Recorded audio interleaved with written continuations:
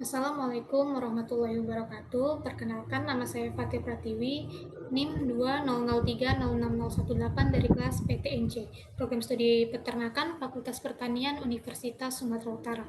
Di sini saya akan menjelaskan video eh, pada fase brooding broiler untuk memenuhi tugas manajemen ternak unggas dengan dosen pengampu Ibu Tati Widianasari SPTMP.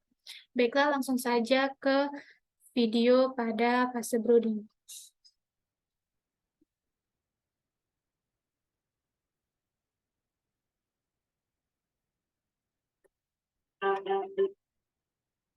Di sini saya mengambil video dari channel YouTube Chicken Farmers of Ontario. Baiklah, langsung saja ke video.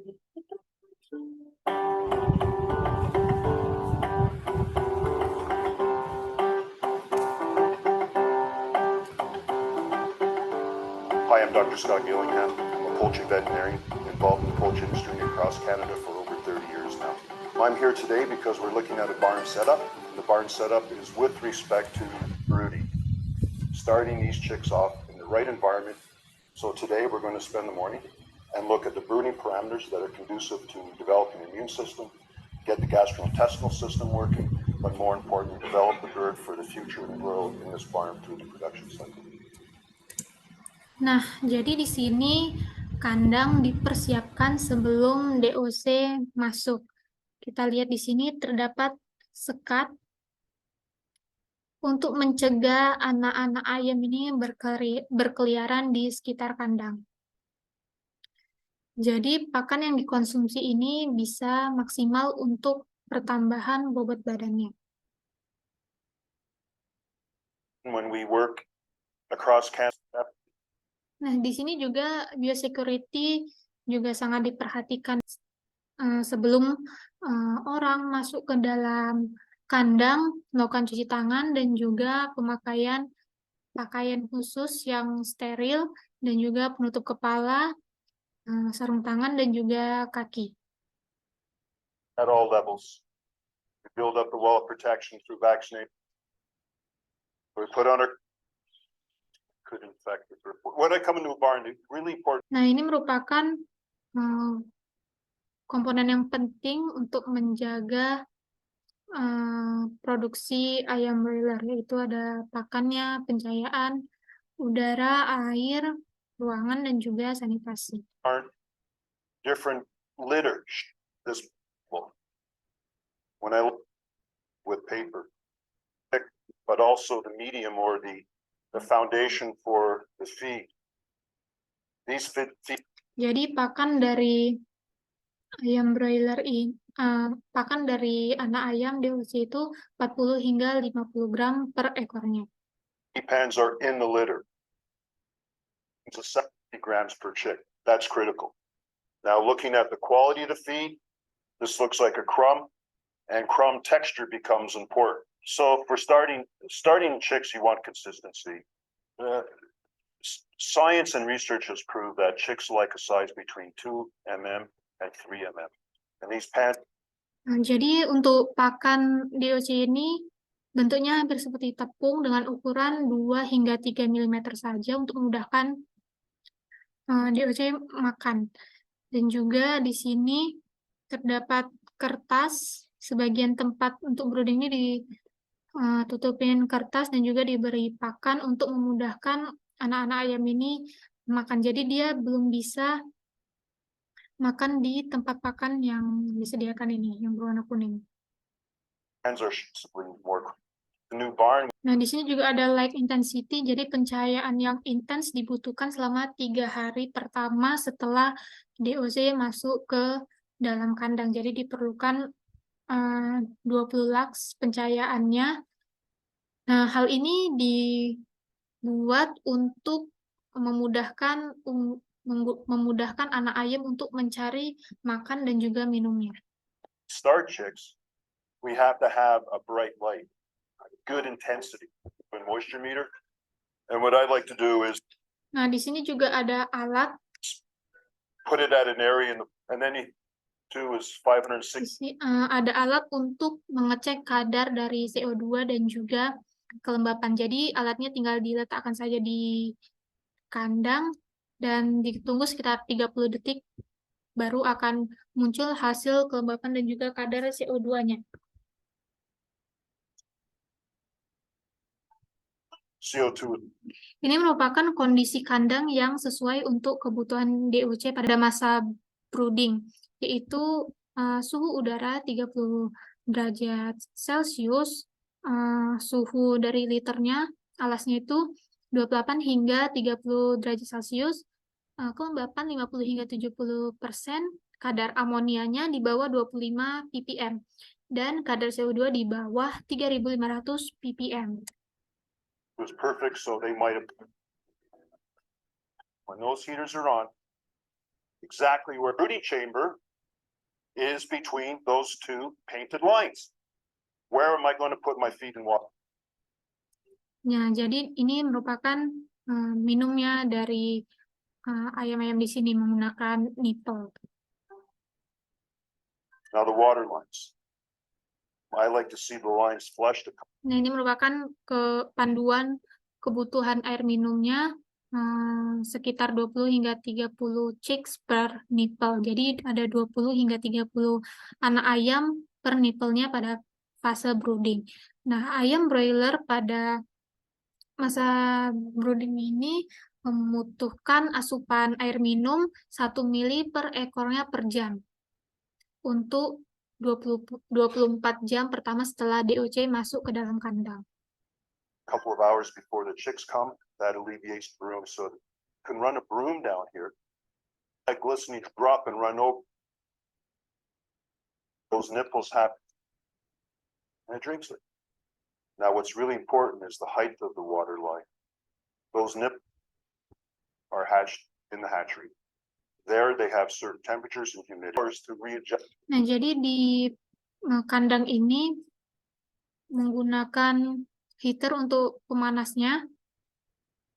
Dan karena ini sistemnya closed house, jadi suhu, kelembapan, dan lainnya itu bisa diatur. Sehingga anak ayam ini terjaga kehangatannya.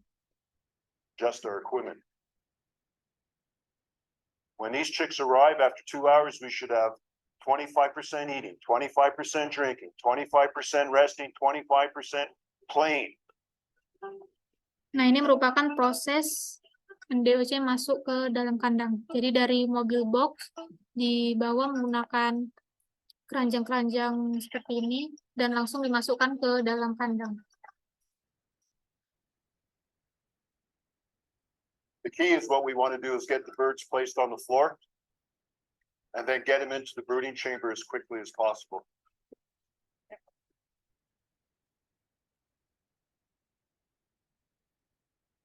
So handle them with tender, loving care. So when the chicks come off the truck, just take a box, take a few chicks, and take their chick tent. So the tents that we like to see are. Nah, jadi setelah ayam tadi masuk ke dalam kandang, diceklah temperaturnya dan juga berat dari ayam-ayam tersebut. More or less 103 to 105. And so there's the vent. Jadi suhu optimal anak ayam itu sekitar 39,5 hingga 4,5 derajat Celcius. 103.3. Another way I look at, besides looking at the beak, the eyes, look at the navel for healing, look at the vents.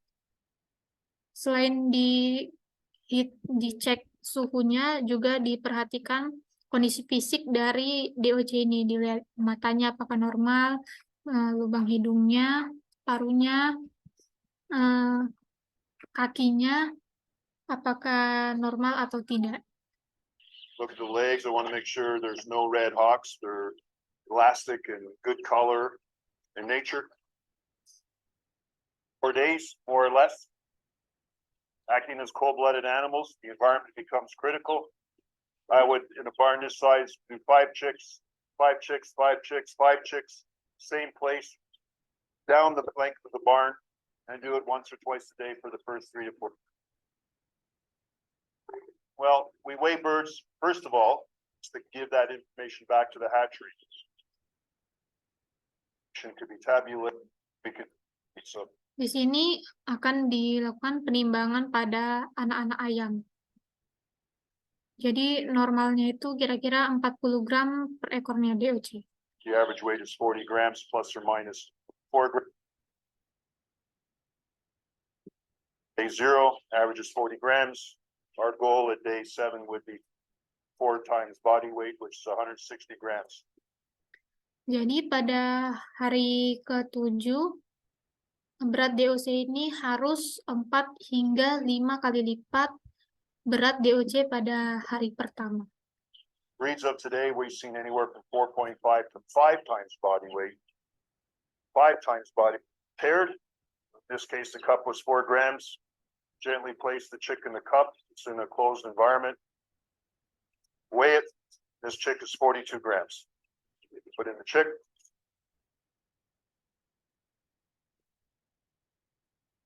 This one also 41 grams. 7-day body weights, they have shown great correlation with end body weights. So if we can improve our 7-day body weight, say by 10 grams, the multiplication is about almost 70, 80 grams at the processing date. So the metrics that we've looked at in the barns so far, besides the barn parameters in the environment, is chick weight, chick temperature. Another very, very, very important tool is crop fill. Nah, jadi yang perlu diperhatikan yang penting yaitu bobot badan, ada suhu dari DOC dan juga temboloknya. The crop is a little storage chamber that the birds can store feed in before it goes through the stomach into the intestine, the cecum, and then out again. It's filled with feed and water.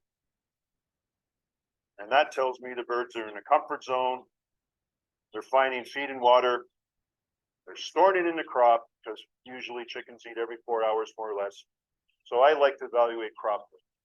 Now these chicks were just placed, so it's not fair to evaluate. Nah, jadi ini adalah target crop fill-nya. Jadi setelah ayam masuk kandang, 2 jam pertama itu cropnya terisi 75%. 4 jam kemudian pada 4 jam 80% dan seterusnya hingga 48 jam atau 2 hari, yaitu crop harus terisi dengan penuh. Do a crop fill until later on during the day, or after 2 or 3 hours, you're looking for about 60% crop fill. Firing food and waters, others, and crop fill will give you that indication. I'm using my stockmanship of feel and or touch, observe, etc.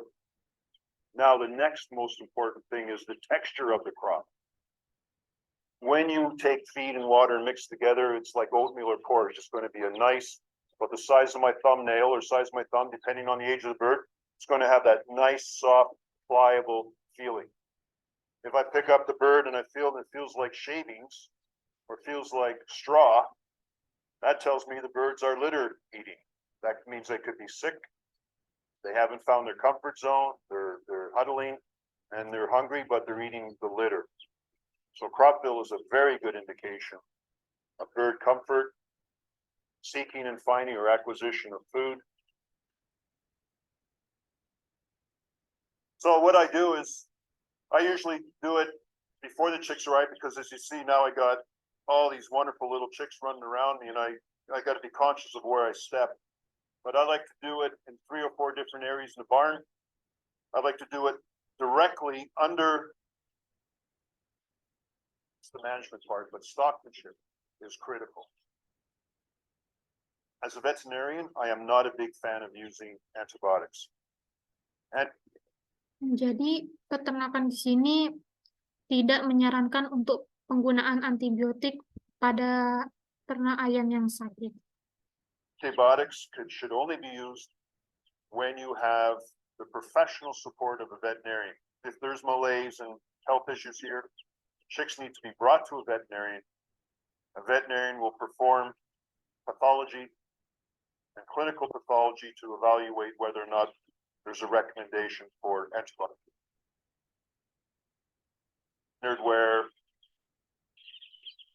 I don't like communication with the hatchery, but Jadi untuk mortalitasnya sendiri pada fase brooding ini maksimal itu 1%. Sekian penjelasan saya tentang fase brooding pada ayam broiler. Saya ucapkan terima kasih kepada channel Chicken Farmers of Ontario sebagai sumber video yang saya gunakan. Assalamualaikum warahmatullahi wabarakatuh.